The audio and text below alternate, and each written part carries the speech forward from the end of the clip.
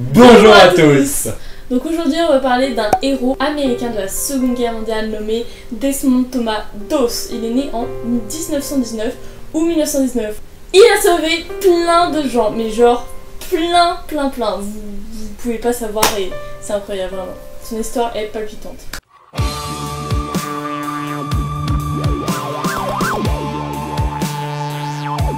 Donc en gros il connaît tous les risques de la guerre.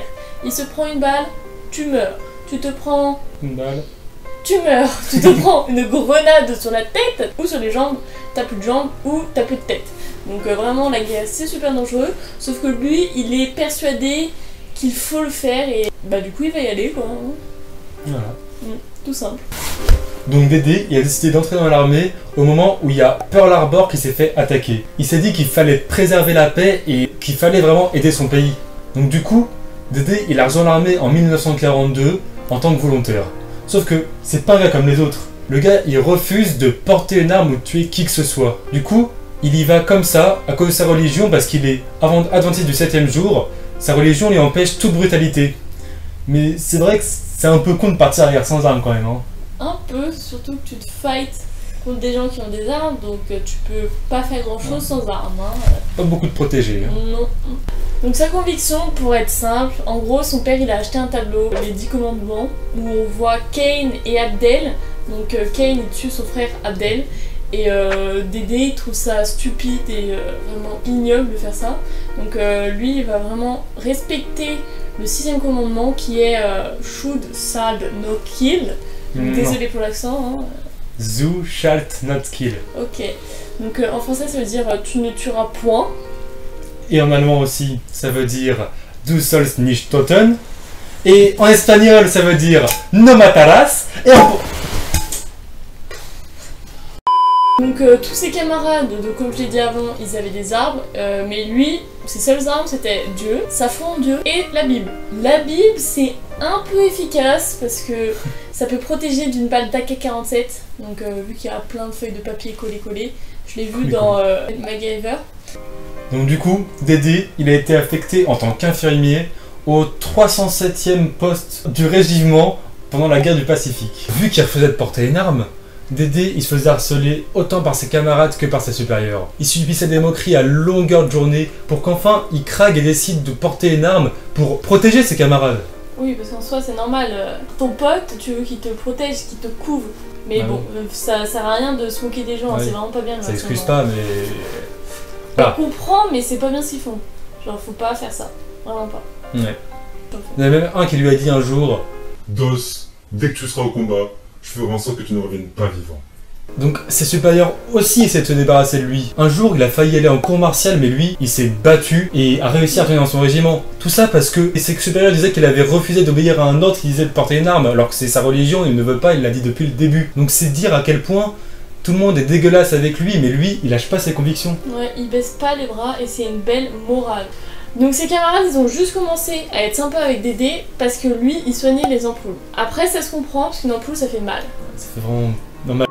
Vraiment très mal. Juste en dessous, sur l'échelle du petit doigt de pied. Contre le coin de la table, là, ça fait... À la limite, hein. Ouais, vraiment à la limite.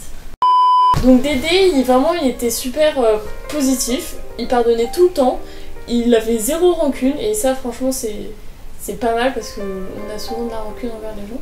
C'est admirable. Oui, vraiment admirable. Sa phrase entre guillemets c'était il faisait ce que les autres... non. Il faisait ce que les...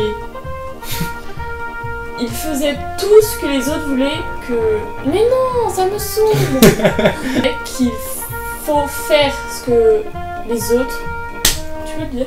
Il suivait un principe qui disait qu'il faut faire aux autres ce que vous voudriez qu'ils vous fassent. Donc il est allé 3 fois au combat, donc à Guam, Leyte et Okinawa. C'est sur cette dernière île Okinawa qu'il a vraiment fait quelque chose, un exploit héroïque.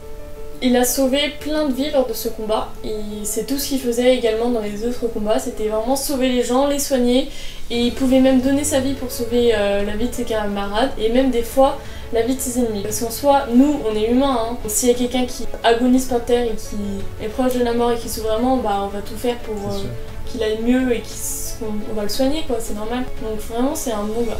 Donc en mai 1945, les Japonais, ils défendaient une grande colline qui s'appelait le Maeda Escarpment.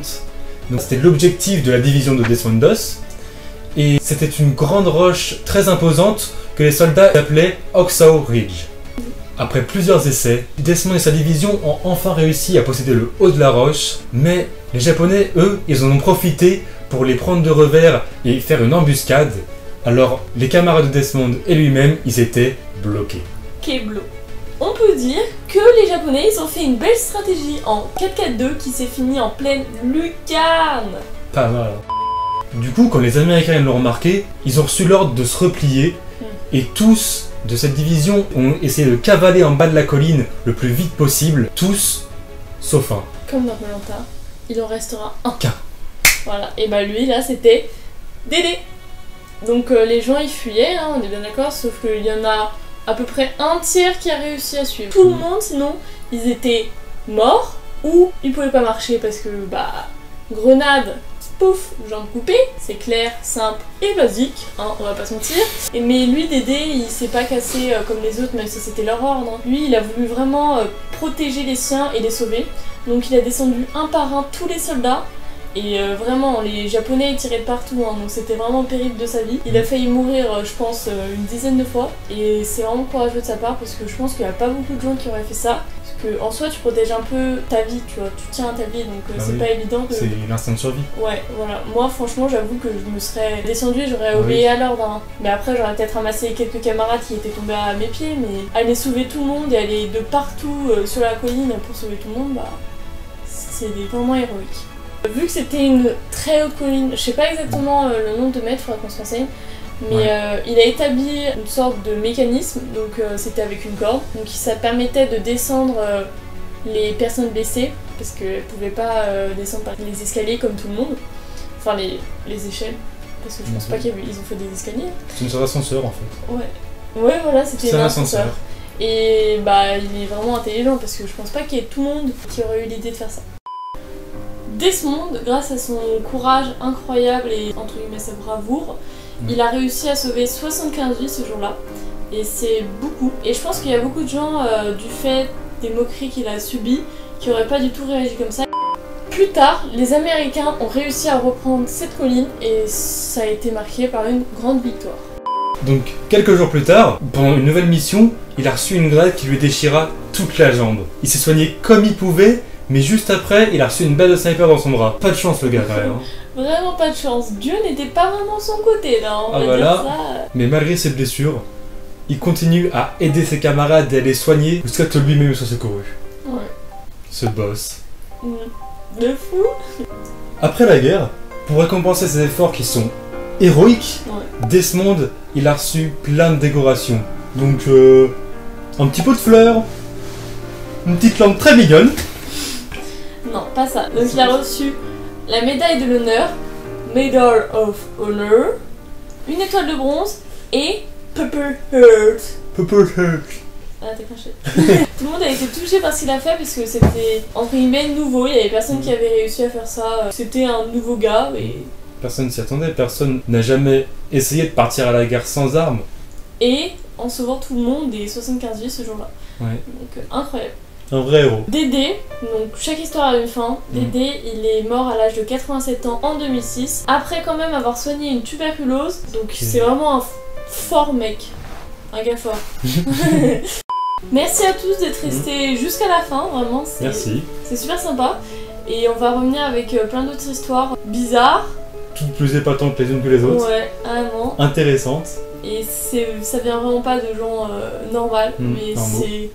mais c'est cool quand même. Pour pas louper ça, abonnez-vous. Hein. Ouais. Allez. S'abonner. A plus. A plus. Bisous.